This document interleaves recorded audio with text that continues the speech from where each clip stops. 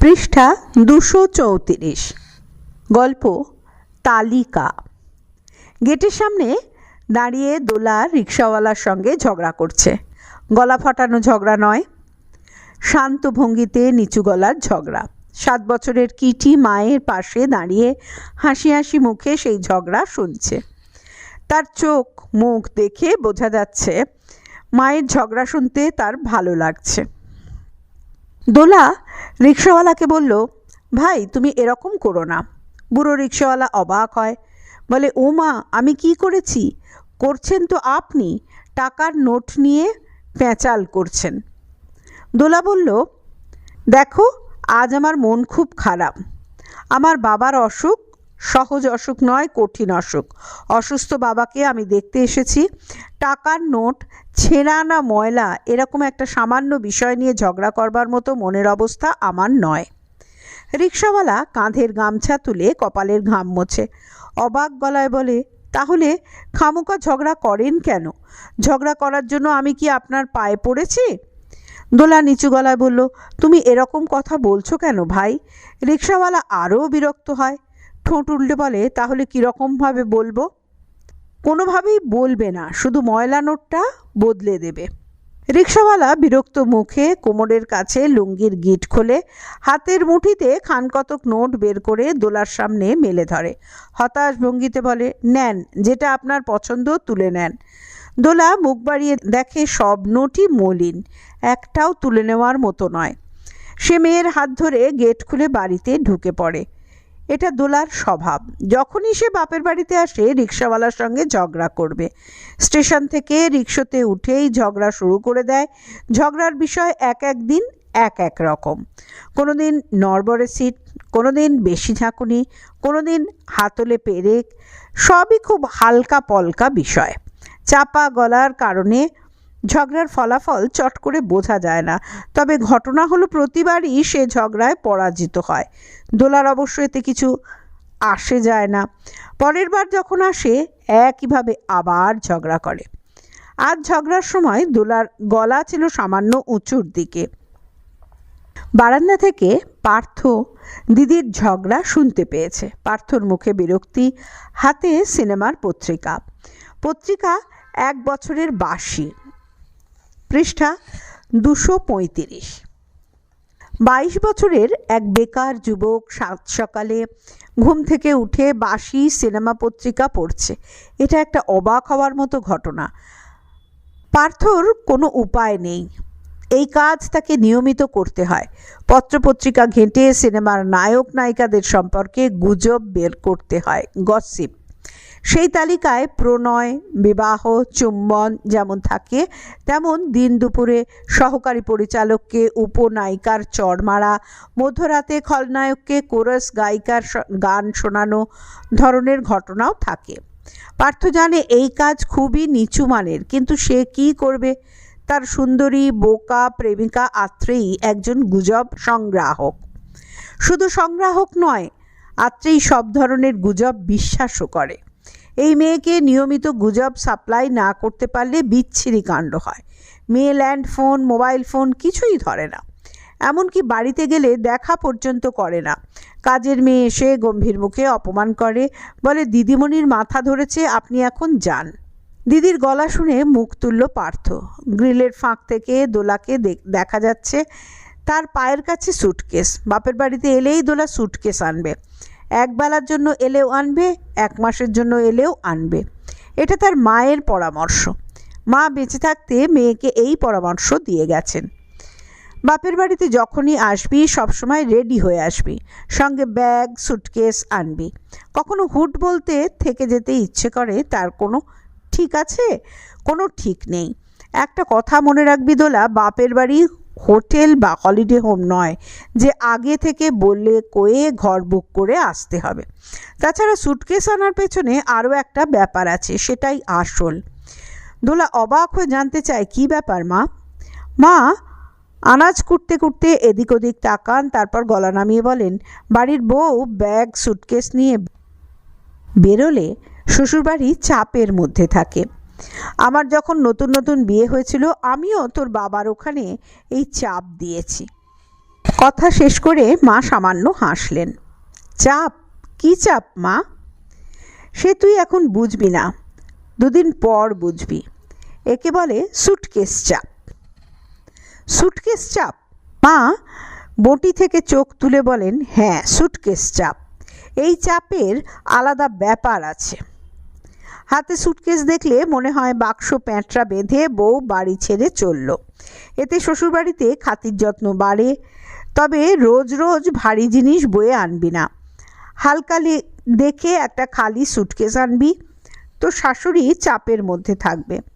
Suitcase যে খালি এই কথা তার মাথায় আসবে না। মা মারা গেছেন 2.5 বছর। দোলা সুটকেস আনা বন্ধ করেনি। কেউ বারণ করলে বলে, তোমাদের কোনো অসুবিধে আছে?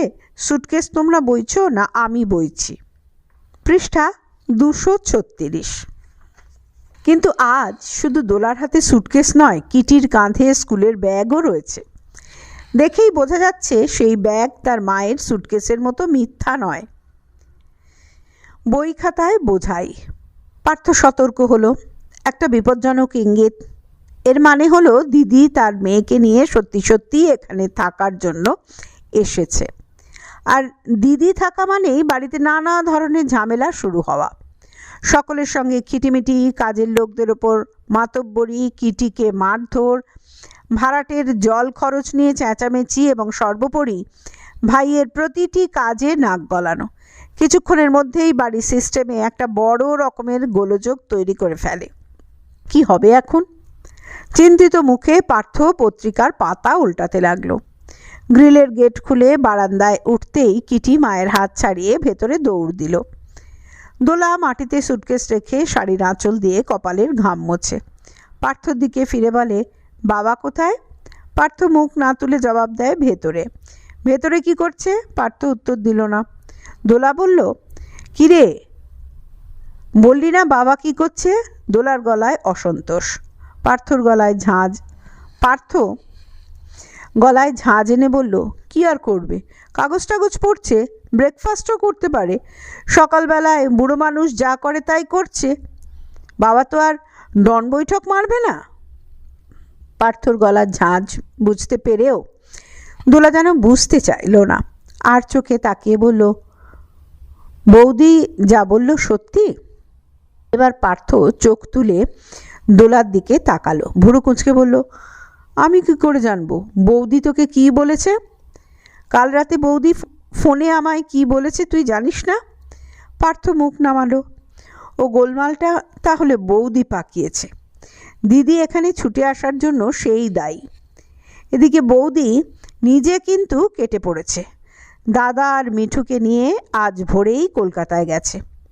মাস্তুতো না পিস্তুতো বোনের বিয়ে। 2 দিন এমুখও হবে না।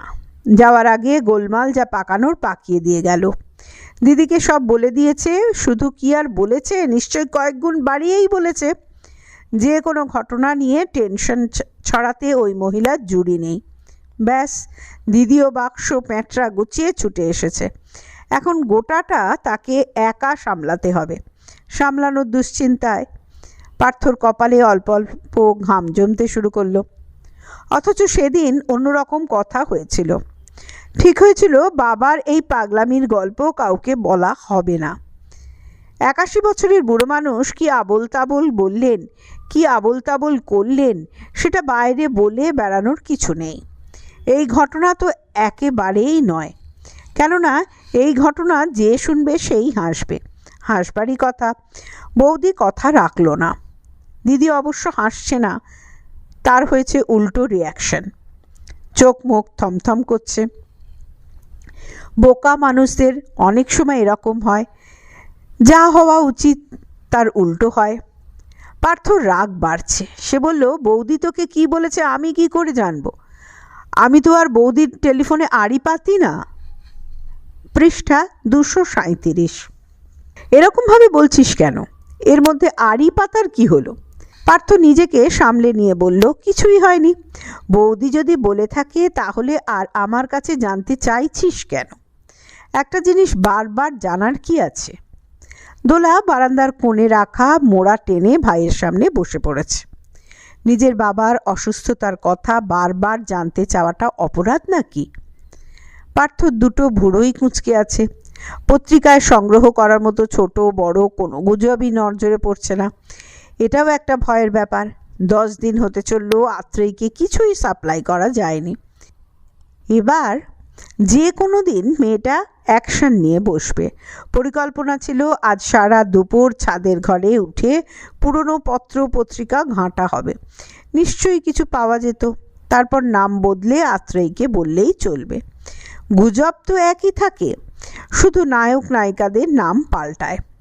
কিন্তু দিদি চলে আসায় পরিকল্পনা মনে হয় বাতিল করতে হবে।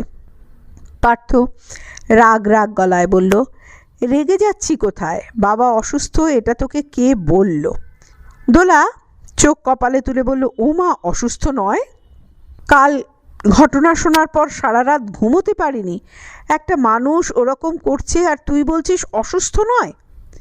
ঘটনা সত্যি। কাল সুপর্ণার টেলিফোনের পর দোলা রাতে ঘুমোতে পারেনি। আজ সকালে কোনো রকমে মুখ হাত ধুয়ে ছুটে চলে এসেছে। শ্বশুরবাড়িতে বলে এসেছে কবে ফিরবে ঠিক নেই। কাল সন্ধেবেলা সুপর্ণা দোলাকে ঘটনা বলেছে। ঘটনার বেশিটাই বুঝতে পারেনি দোলা। এ আবার কি কথা? এরকম আবার হয় নাকি? টেলিফোনে শুনতে শুনতেই গা ছমছম করে উঠেছে তার। সুপর্ণাকে বলেছে, তুমি কি বলছো বৌদি? আমি তো কিছুই বুঝতে পারছি না। সুপর্ণা রিসিভারে মুখ ঠেকিয়ে ফিসফিস করে, অত দূরে বসে তুমি কি বুঝবে দোলা? আমি তো এখানে থেকেও কিছু বুঝতে পারছি না। আমার ভীষণ ভয় করছে, বুক ধরফর করছে। মনে হচ্ছে মানুষটাকে ভূতে পেয়েছে। ভূতে পেলে এরকম হয়, মানুষ উল্টো পাল্টা কাজ করে। তোমার দাদাকে বলতে গিয়ে ধমক খেলাম। নিজের বাবাকে ভূতে পেয়েছে কথাটা শুনতে দোলার ভালো লাগলো না। তবে এখন ভালো মন্দ লাগার ব্যাপার নেই, এখন বিপদের সময়। সে কাঁপা গলায় বলল, ওই জিনিস তুমি নিজের চোখে দেখেছো? না, আমি দেখিনি। পরশুদিন তোমার দাদা দেখেছে, তোমার বাবাই দেখিয়েছেন। বিকেলবেলা আমাকে ডেকে বলল, বৌমা, তীর্থ কখন অফিস থেকে ফিরবে? আমি বললাম, ফোন করেছিল আজ একটু দেরি হবে, মিটিং আছে, 7:10 গাড়িতে ফিরবে। তখন তোমার বাবা বললেন 7:10 ট্রেনটা ভালো না, লেট করে। যাই হোক, তীর্থ এলে আমার কাছে পাঠিয়ে দিও, আমি জেগে থাকবো, দরকার আছে। পৃষ্ঠা 238। দোলার শ্বশুরবাড়িতে টেলিফোনে কথা বলতে হয় দাঁড়িয়ে। শ্বশুরমশাই নিজে এই ব্যবস্থা করেছেন। টেলিফোনের কাছ থেকে চেয়ার, টুল, মোড়া, সোফা সব সরিয়ে দিয়েছেন।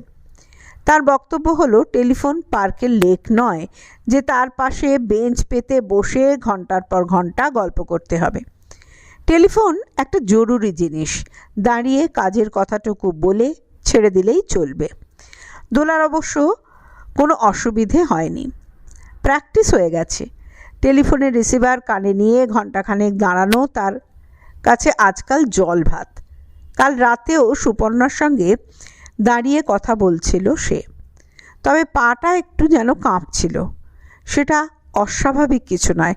নিজের বাবার এই ঘটনা শুনলে যে কোনো মেয়েরই পা কাঁপবে। তারপর কি হলো বৌদি? কি আবার হবে? রাতে তোমার দাদা এসে বাবার ঘরে গেল, তখন উনি দেখালেন। কি দেখালেন? ওমা, শুরুতেই তো বললাম, নিজের হাতে লেখা একটা তালিকা দেখালেন, লিস্ট। পার্থও ঘরে ছিল, সেও দেখেছে, আমিও ছিলাম। তবে ঘরে ছিলাম না, ঘরের বাইরে পর্দার আড়ালে দাঁড়িয়েছিলাম। পরের বাড়ির মেয়ে তো, তাই উনি ডাকেননি। সুপর্ণার গলায় অভিমান। দোলা অভিমানের পাত্তা না দিয়ে বলল, পর্দার আড়ালে থেকে কি দেখলে? অত দূর থেকে কিছু দেখা যায় নাকি? শুধু দেখলাম তোমার বাবা একটা খাতার পাতা উল্টাচ্ছেন, হলুদ মলাটের মেটে খাতা, লাইন টানা, আর তার 2 ছেলে ঝুঁকে পড়ে সেই খাতা দেখছে। পরে তোমার দাদা বলল, মোট 2.5 পাতার তালিকা হয়েছে, তাতে নাম লেখা আছে। নাম লেখা? সুপর্ণা থমথমে গলায় বলল, হ্যাঁ, নাম, সব মরা মানুষের নাম। তোমার বাবার আত্মীয় স্বজন, ছোটবেলার বন্ধু, অফিসের লোক, পাড়ার মানুষ, অনেক নাম, যেখানে যত মরেছে।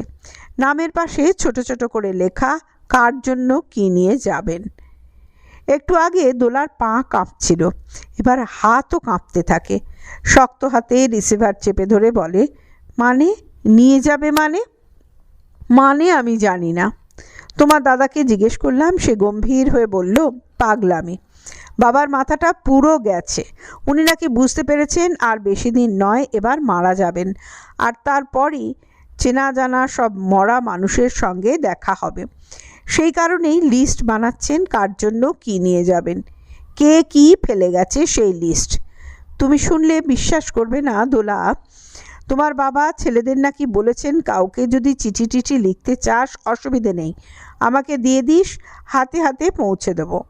বৌমাকেও বলবো, ওর যদি কাউকে কিছু দেওয়ার টেওয়ার থাকে। তোমার কথাও বলেছে। এতটা বলে সুপর্ণা থামল। দোলা চমকে উঠল, বলল, আমার কথা কি বলল বাবা? পৃষ্ঠা 239। সুপর্ণা ফিসফিস করে বলেছে দোলাকেও খবর দিতে হবে, ওরও তো কেউ থাকতে পারে, তোমাকে ডেকে পাঠাবে বলেছে। দোলা, আমার ভয় করছে, কি হবে? আমি আবার 2 দিন থাকবো না, তুমি কালই চলে এসো। দোলা চলে এসেছে। শুধু বৌদি চলে আসতে বলেছে বলে নয়, নিজে থেকেই সে আসতো। যে মেয়ের বাবা মরা মানুষদের জন্য জিনিসের লিস্ট বানাতে বসে, সেই মেয়ে না এসে পারে না। পার্থ পত্রিকা হাতে উঠে দাঁড়ালো। সে মনকে শক্ত করেছে। বিপদের সময় মেজাজ হারালে চলে না, বিপদ সামলাতে হয় ঠান্ডা মাথায়। এই মুহূর্তে দিদি একটা বিপদ, তাকে বাড়ি পাঠাতে হবে ঠান্ডা মাথায়, বুঝিয়ে শুনিয়ে, নইলে সব কাজ পণ্ড। শুধু বাড়িতে ঝামেলা নয়, এই মেয়ে বাবা মারা যাচ্ছে বলে আত্মীয় স্বজনদের খবর পর্যন্ত দিতে পারে। তখন একটা বিরাট কেলেঙ্কারি হবে। থামাতে হবে, যে করেই হোক একে থামাতে হবে। পার্থ অনেক কষ্টে মুখে হাসি ফোটালো। দোলার দিকে তাকিয়ে বলল, বাবার পাগলামির গল্প তুই পুরোটা শুনিসনি দিদি, হাফ শুনেই টেনশন করছিস, ফুল শুনলে হাসতে হাসতে মোড়া থেকে পড়েই যাবি। বাবার কিচ্ছু হয়নি, মরা টরা তো দূরের কথা, মানুষটা অসুস্থই নয়, দিব্যি খাচ্ছে দাচ্ছে, হাঁটছে চলছে, প্রেশার সুগার হার্ট সব নর্মাল। এই তো শনিবার চেক আপ হলো। পরশু বিকেলে কি করেছে জানিস? কাজের মেয়েটাকে দিয়ে স্টেশন মোড় থেকে 3 টাকার আলু কাবলি আনিয়ে চুপি চুপি খেয়েছে। তেঁতুল জল, লঙ্কার গুঁড়ো ছড়ানো মারাত্মক জিনিস। আমি 1 টাকা দিয়ে কাজের মেয়ের মুখ সিল করলাম, খবর লিক না হয়। আহা, বুড়ো মানুষ একটা শখ করেছে। দাদা বৌদি শুনলে বকাবকি করবে। যে মানুষ 81-এ রাস্তার আলু কাবলি চমৎকার হজম করে ফেললো, সে এখন মরবে কি রে? No chance. বৌদি তোকে ভয় দেখিয়ে দিল আর তুই ভয় পেয়ে গেলি। দোলা উঠে দাঁড়ালো। ভাইয়ের কথা পুরো বিশ্বাস হচ্ছে না, আবার একেবারে উড়িয়েই বা দেয় কি করে? মানুষটা এতটা যখন সুস্থ, মৃত্যুর প্রশ্ন উঠবে কেন? সে অস্ফুটে বলল, আর তালিকা, ওই যে বাবা লিস্ট না কি বানাচ্ছে, সেটা কি? পার্থ বুঝতে পারলো দিদিকে খানিকটা নরম করা গেছে, এবার বাকিটুকু করতে হবে। ব্যাপার কিছুই নয়, সুতরাং এখানে থেকে সময় নষ্ট করার কোনো মানে হয় না। এটা বুঝিয়ে সুটকেস এবং মেয়েসহ কলকাতা ট্রেনে তুলে দিতে হবে দ্রুত। সে দিদির দিকে 1 পা এগিয়ে এসে বলল, ভীমরতি, বুড়ো বয়সের ভীমরতি, বুঝিস? বাবা যখন খাতা খুলে লিস্ট দেখাচ্ছিল, তখনই আমি আর দাদা মুখ চাওয়াচাওয়ি করছিলাম, হাসিও পাচ্ছিল। ভীমরতি না হলে কেউ মরা মানুষের জন্য জিনিস গোছানোর কথা ভাবে? তাও আবার অমন সিরিয়াস মুখ করে? বাপ রে! পার্থ আওয়াজ করে হাসলো, ইচ্ছে করেই আওয়াজ করে হাসলো। অনেক সময় যুক্তির থেকে আওয়াজের হাসি বেশি কাজ দেয়। বাবার ওই লিস্ট দেখলে তুইও হাসতে হাসতে মরবি দিদি। ছেলেবেলায় তার টগর না পলাশ নামে একটা বন্ধু ছিল, গাঁয়ের বন্ধু, পুকুরে ডুবে মরেছিল। 70 ইয়ার্স আগের ঘটনা। বাবা তার জন্য ডাঙ্গুলি নিয়ে যাওয়ার প্ল্যান করছে। আমাকে বলল, ডাঙ্গুলি কোথায় পাওয়া যায়, খোঁজ করে বলিস তো। পৃষ্ঠা 240। দেরি করবি না, হাতে টাইম নেই।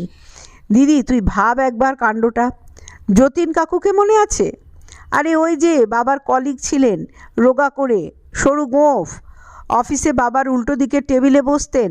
হুট করে একদিন অফিসের মধ্যেই হার্ট অ্যাটাকে মারা গেলেন। বাবা সারা রাত বারান্দায় বসে রইল জেগে। মনে পড়ছে এবার? খাতায় দেখলাম সেই যতীন কাকুর নামের পাশে বাবা লিখেছে নস্যির ডিবে। দাদুর জন্য ছড়ি, বড় পিসির জন্য লবঙ্গ, মল্লিক কাকুর জন্য নাক্স ভূমিকা 30, বাবার এক কাকিমার জন্য বাতের তেল। এসব নাকি ওরা ফেলে গেছে। হি হি। আর কত বলবো। ভূগোল স্যারের জন্য কলমের কথা বলেছি। স্কুল জীবনে ভূগোল স্যার, তার নামও বাবার লিস্টে আছে। অঞ্জলিদি নামে কোনো মহিলার নামের পাশে লেখা রয়েছে দেখলাম শাড়ি, ব্র্যাকেটে লেখা লাল পাড় গরদ। দাদাকে বললো ওই মহিলা নাকি মায়ের পক্সের সময় দারুণ সেবা যত্ন করেছিল। তোকে এত ডিটেলসে বলছি কেন জানিস দিদি? বলছি এই কারণে যে শুনলে পাগলামিটা ধরতে পারবি, চিন্তা কমবে। গঙ্গা নামে একজনের জন্য গোলাপ গাছের চারাও নেবে বলে ঠিক করেছে বাবা। ছোট চীনা গোলাপ। 3 পাতার লিস্ট তো কম নয়। 81 ইয়ার্সে এতগুলো মরা মানুষের নাম মনে করে লেখা কি সহজ ব্যাপার? পার্থ দম নিতে থামল।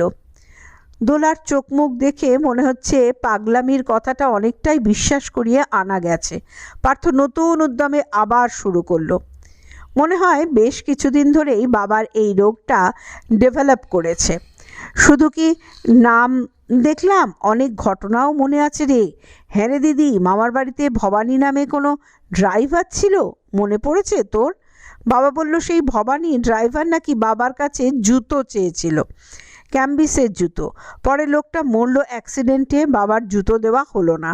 বাবা এখন ঠিক করেছে একজোড়া ক্যাম্বিসের জুতো বাক্সে করে নিয়ে স্বর্গে যাবে। ভীমরতির বিরল দৃষ্টান্ত, গবেষণা করার মতো। এবার দোলাও হেসে ফেলল। পার্থ বলল অতএব নো টেনশন। বাবা তোকে কিছু বলতে গেলে হয় হেসে উড়িয়ে দিবি, নয় ধমক দিবি। ভীমরতির রোগীকে ধমক দেওয়া কোনো দোষের নয়। তারপর দুপুরে খাওয়া দাওয়া করে বরং একটা সিনেমা দেখে আয়, মাথা ঠান্ডা হবে। বলিস তো টিকিট কেটে দিই, বিকেলে নিশ্চিন্তে বাড়ি চলে যাবি। মিছিমিছি কিটি স্কুল কামাই করার কোনো দরকার নেই। Understand my beloved sister? Dola আবার হাসলো। সে এখন পুরোপুরি চিন্তামুক্ত। না, বৌদি বেশি টেনশন করেছে। পার্থর কাছে ঘটনা সবটা শুনে বোঝা যাচ্ছে গোলমাল শরীরে নয় মাথায়। এই বয়সে একটু আধটু পাগলামি অস্বাভাবিক কিছু নয়। দোলা ভাইয়ের দিকে তাকিয়ে বলল সিনেমায় কাজ নেই, 2:40 গাড়ি ধরে কলকাতায় ফিরে যাব বরং। কিটির আবার গাদা খানেক হোম টাস্ক আছে। ছাড় ওসব। হ্যাঁ রে, তোর নিজের কাজকর্মের কিছু হলো? পার্থ হাঁপ ছাড়ল। Operation successful. এবার ছাতের ঘরে ওঠার প্রস্তুতি নিতে হবে। একটা হাত পাখা চাই। ছাতের ঘর মানেই বেজায় গরম, মাথায় অ্যাসবেস্টাস, ঘেমে নিয়ে একসা হতে হবে। এত পরিশ্রমের পরও যদি গুজব না পাওয়া যায় তাহলে কিছু করার নেই। পৃষ্ঠা 241 বানাতে হবে। দোলার দিকে তাকিয়ে পার্থ বলল না, কাজকর্ম এখনও কিছু হয়নি, তবে ভাবছি খুব শিগগিরই একটা মিউজিয়াম খুলব, সংগ্রহশালা। দেখ না জামাইবাবুকে বলে কিছু টাকা পয়সা ম্যানেজ করতে পারিস কি না। ভেতরে যাওয়ার জন্য পা বাড়িয়েও দোলা থমকে দাঁড়ালো, চোখ সরু করে বলল মিউজিয়াম? কিসের মিউজিয়াম? পার্থ মুচকি এসে বলল গুজবের সংগ্রহশালা। খারাপ হবে? অক্ষয়বাবু নিজের ঘরে বসে আছেন ইজি চেয়ারে। ঘরের জানলাগুলো খোলা, সকালের টাটকা হাওয়া এবং রোদ্দুই ঢুকছে। সাদা ফতুয়া পায়জামা পরা বৃদ্ধ মানুষটার সাদা চুল উড়ছে। হাতে মাঝারি মাপের একটা কাঁচের বাটি, তাতে দুধ মুড়ি। বুড় বুড় বুড় বুড় করে আওয়াজ হচ্ছে। দুধে মুড়ি ভেজার আওয়াজ শুনতে বেশ লাগে অক্ষয়বাবুর। তিনি বড় একটা চামচ দিয়ে আরাম করে দুধ মুড়ি খাচ্ছেন আর আওয়াজ শুনছেন। মেয়েকে দেখে অক্ষয়বাবু খুশি হলেন। আয়, চেয়ারটা নিয়ে বস, কাছে এসে বস। কেমন আছিস? দোলা বসলো না, পাশে দাঁড়িয়ে বাবার কাঁধে হাত রেখে চুপ করে রইল। বাবা খাওয়া দেখতে লাগলো। পার্থ ঠিকই বলেছে, মানুষটার মুখে অসুখের কোনো ছাপ নেই, বরং বেশ সুন্দর লাগছে, একটা ফ্রেশ ভাব। রাতে ভালো ঘুম হলে এমন হয়। বৌদি মিছিমিছি ভয় দেখালো। পরের বাড়ির মানুষের এই হলো সমস্যা, মুখ দেখে ভালো মন্দ বুঝতে পারে না। তুমি কেমন আছো বাবা? খুবই ভালো, তোর সঙ্গে দরকার আছে, এসে ভালোই করেছিস, নইলে আজই তোকে খবর পাঠাতাম। দোলা সতর্ক হলো। সে বাবার ঘরে ঢোকার আগেই ঠিক করে নিয়েছে ভাইয়ের পরামর্শ মতোই চলবে, বাবার কোনো ধরনের পাগলামির প্রশ্রয় দেবে না। বলল, বাবা শুনলাম তুমি নাকি কী সব কাণ্ড করেছো, কথাটা সত্যি? খাওয়া শেষ, কাঁচের বাটি সাবধানে মাটিতে নামিয়ে রাখলেন অক্ষয়বাবু। মেয়ের দিকে না তাকিয়ে বললেন, কাণ্ড? আমি আবার কী কাণ্ড করলাম রে বাবা? পাশের টেবিলে রাখা জলের গেলাসটা দোলা এগিয়ে দিল। বলল, নাও খাও। কী কাণ্ড তুমি জানো না? কী সব ছাই ভস্য লিস্ট বানাচ্ছ নাকি? তালিকা? অক্ষয়বাবু ঠোঁটের ফাঁকে হাসলেন, বললেন, ও মা, ছাই ভস্য হবে কেন? এই কারণে তোকেও তো খবর দেব ভেবেছিলাম, তোর যদি কেউ ... দোলা চাপা গলায় ধমক দিল, চুপ করো, চুপ করো, চুপ করো একদম। ছি, বারুশুদ্ধ মানুষকে ভয় পাইয়ে দিয়েছ, ই আবার কি? দিব্যি সুস্থ শরীরে আছো, প্রেশার, সুগার, হার্ট সব নর্মাল, খাচ্ছ, দাচ্ছ, বেড়াচ্ছ, তুমি এখন মরবে কেন? অক্ষয়বাবু মেয়ের হাত থেকে গেলাস নিয়ে 2 চুমুকে পুরো জল শেষ করলেন। এই বয়সে মাত্র 2 চুমুকে 1 গেলাস জল শেষ করা সহজ কাজ নয়, কঠিন কাজ। কঠিন কাজটি করতে পেরে তিনি খুশি হলেন। পৃষ্ঠা 242। মেয়ের দিকে তাকিয়ে অল্প হেসে বললেন, সব নর্মাল থাকলে বুঝি মানুষ মরে না? মানুষের মৃত্যুই তো একটা নর্মাল জিনিস, সম্ভবত সব থেকে বেশি নর্মাল। দোলা ঝাঁঝিয়ে ওঠে, বলে, রাখো তোমার জ্ঞানের কথা, কাল রাতে শুনে আমি এমন ভয় পেয়ে গেলাম ... শোনো বাবা, ওইসব লিস্ট ফিস্টের পাগলামি আজই বন্ধ করো। একটা শিক্ষিত মানুষের এসব কি? কিটি শুনলে দাদু সম্পর্কে কি ভাববে বলো তো? তোমার ওই খাতা কোথায়? খাতা পুড়িয়ে তবে আমি আজ বাড়ি ফিরব। অক্ষয়বাবু চোখ বড় করে তাকালেন, চোখে কৌতুক, বোঝাই যাচ্ছে তিনি মজা পাচ্ছেন। বললেন, বাপরে, মনে হচ্ছে একেবারে যুদ্ধ করবি বলে তৈরি হয়ে এসেছিস। হা হা, ওই খাতা তোমরা এখন আর হাতে পাবে না বাপু। তালিকা তৈরি করতে বিস্তর খাটাখাটনি করতে হয়েছে, খাতা আমি লুকিয়ে রেখেছি। ছেলেদের দেখানো হয়ে গেছে, এখন শুধু তোকে আর বৌমাকে একবার দেখাবো। অক্ষয়বাবু থামলেন, এক মুহূর্ত চুপ করে থেকে যেন খানিকটা আপন মনে বললেন, বুঝলি দোলা, মনে হচ্ছে না আর বেশি সময় পাবো, যা করার দ্রুত সারতে হবে। দোলা চুপ করে রইল। এবার কিন্তু তার কান্না পাচ্ছে, সত্যিই মানুষটা বাড়াবাড়ি শুরু করেছে। সে গলা তুলে বলল, বাবা তুমি যদি এরকম করো আমি কিন্তু এ বাড়িতে আসা বন্ধ করে দেবো, এই বলে রাখলাম। অক্ষয়বাবু হাসলেন। মানুষ শিশু এবং বৃদ্ধ বয়সে সব থেকে সুন্দর করে হাসতে পারে। অক্ষয়বাবুর হাসিও সুন্দর হলো। তিনি হাত বাড়িয়ে মেয়ের ডান হাতটা ধরলেন। হাত একটু কাঁপছে, কাঁপবেই তো, এতটা বয়স হয়েছে। ঠিক আছে, করব না, কথা দিলাম, খাতা বন্ধ করে দেব। যেটুকু হবার হয়েছে আর নয়, তবে তুই শুধু একটা কাজ করে দে মা, লাস্ট কাজ। দোলা ভুরু কুঁচকে বলল, কি কাজ? তোর মায়ের উল বোনার 2টো কাঁটা খুঁজে দিয়ে যা, বেচারি ওগুলো ফেলে গেছে। এই ঘটনার ঠিক 7 দিনের মাথায় মারা যান অক্ষয়বাবু। সকালবেলা ইজি চেয়ারে বসে বুকের তীব্র ব্যথা অনুভব করেন। হাতে দুধমুড়ির বাটি, সেই বাটি তিনি মেঝেতে নামাতে চেষ্টা করেন, পারেন না। বাটি হাত থেকে গড়িয়ে পড়ে, বিশ্রী আওয়াজ করে ভাঙা কাঁচ ছড়িয়ে পড়ে গোটা ঘরে। এরও অল্প কিছুদিন পরে পার্থ তার বাবার আলমারির কোণ থেকে একটি বাঁধানো ছোট খাতা উদ্ধার করে। হলুদ মলাট, লাইন টানা। খাতাটি তার চেনা, কাপড় জামার মাঝখানে যত্ন করে লুকোনো ছিল। দ্রুত পাতা উল্টায় পার্থ। তালিকায় লেখা সেই পাতাগুলো নেই, কাপা হাতে কে যেন ছিঁড়ে নিয়ে গেছে। নিচে বাঁ দিকে শারদীয়া আনন্দবাজার 1414। তালিকা গল্পটি এখানে শেষ হলো। পরের গল্প চেয়ার পরের ফাইলে।